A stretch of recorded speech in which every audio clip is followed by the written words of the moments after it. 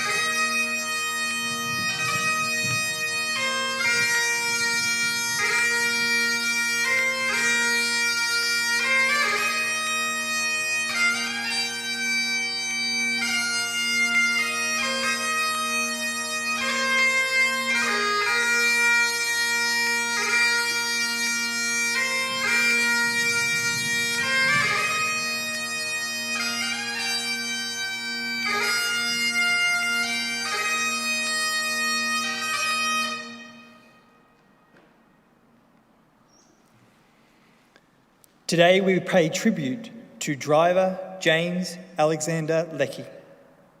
James Leckie was born on the 25th of June, 1890 in Berwick, Victoria, the son of local horse breeder James Leckie Sr. and his wife, Maggie. James was the eldest son of the family, having one brother and two sisters. He received his education as a boarder at Melbourne's Scots College, where he was remembered as a popular student and keen horseman.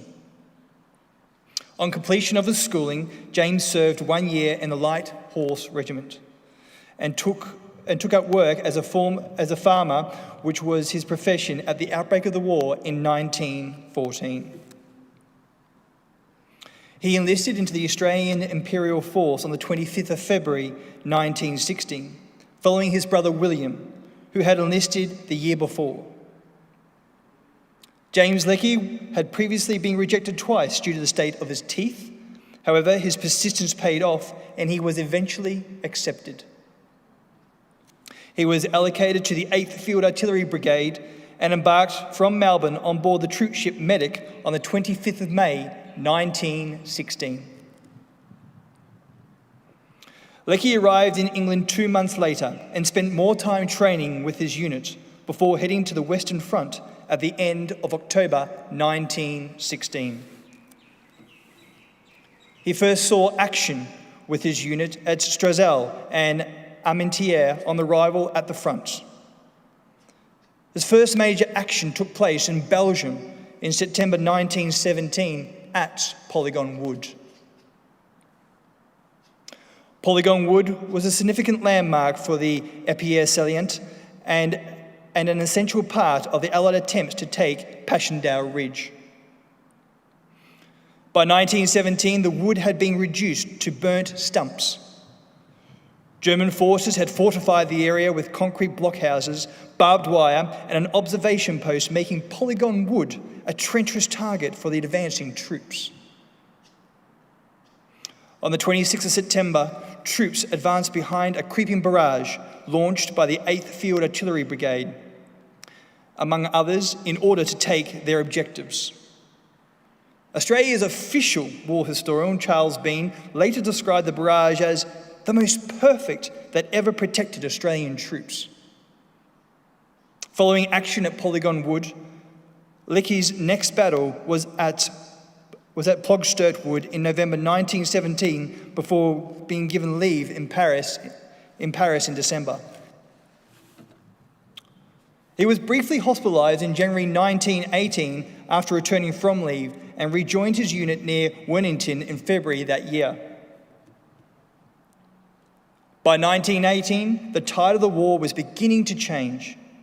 The Allies had fought off the German offensive in March and were planning to deliver a decisive blow to the enemy at the Battle of Amiens in August 1918.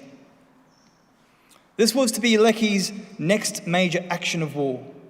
Before the battle took place, General John Monash addressed the Australian troops, saying, "This battle will be one of the most memorable of the whole war. There can be no doubt that, by capturing our objectives, we shall inflict blows upon the enemy that will make him stagger and will bring the end appreciably nearer. I entertain no sort of doubt that every Australian soldier will worthily rise to so great an occasion." The battle proved an immense success and brought a swift victory into the hands of the Allies.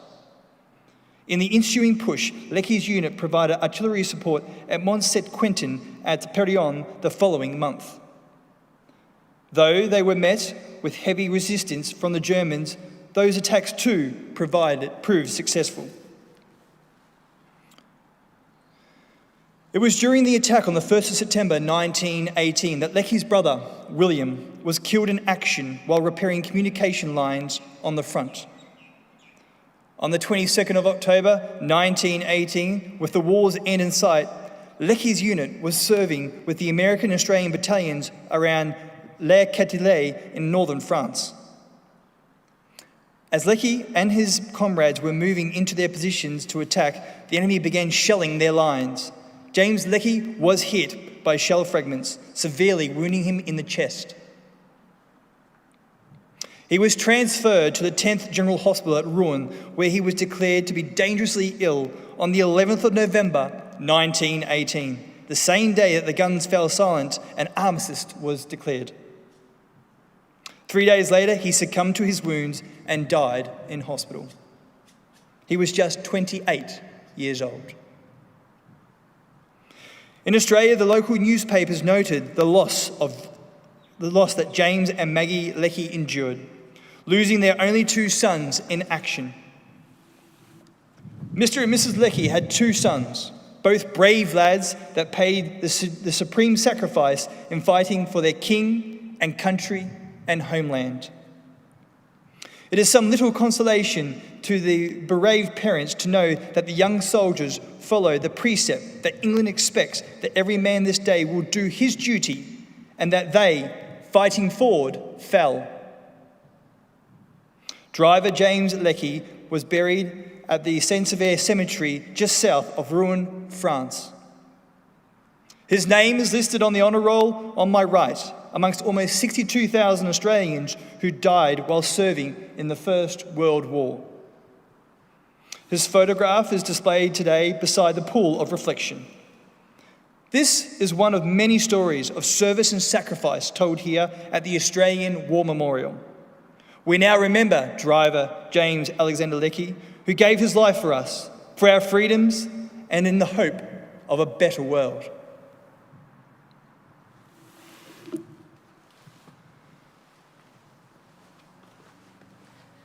Please stand for the reading of the Ode and the sounding of the last post.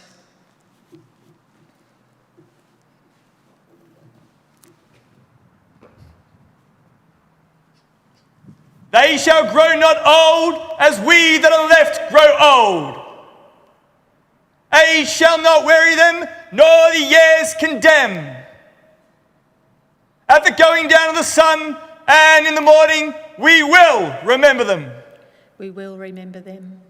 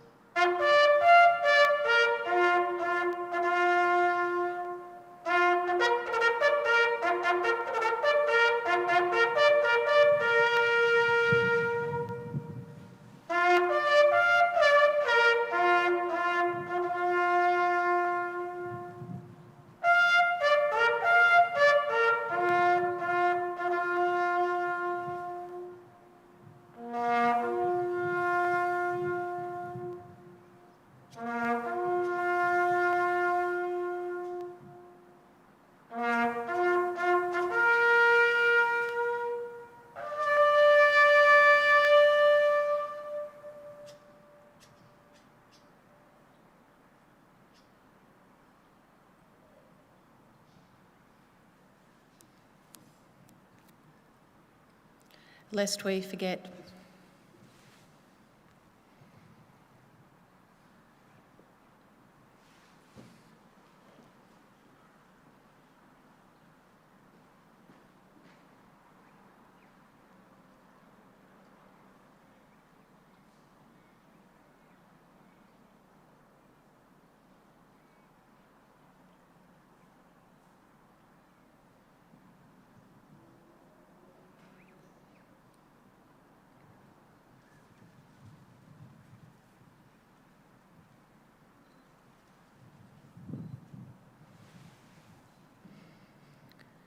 We leave you this evening with the words of the memorial's founder, Charles Bean.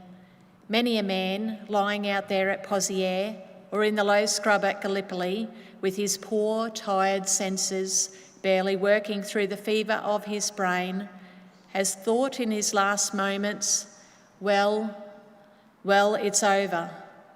But in Australia, they will be proud of this. Ladies and gentlemen, girls and boys, that concludes the last post ceremony. We thank you for visiting the Australian War Memorial and wish you all a very good evening. Thank you.